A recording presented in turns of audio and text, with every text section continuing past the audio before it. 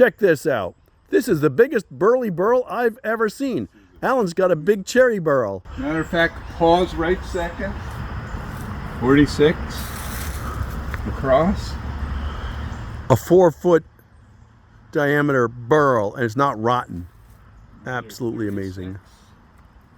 Yeah. 3x4. This will make a lot of bowls. So what are you going to do with it, Alan? That's a real question. That's a good question. There'll be a bowl or two out of it. He's going to cut it up with a saw and make it into smaller pieces. Yeah. So wow, this is, and interesting, a lot of the burls are rotten, apparently, because the burls start because something impacted the tree or it infected it. And so possibly it's rotted on the inside. But right now, this burl looks like it's pretty solid.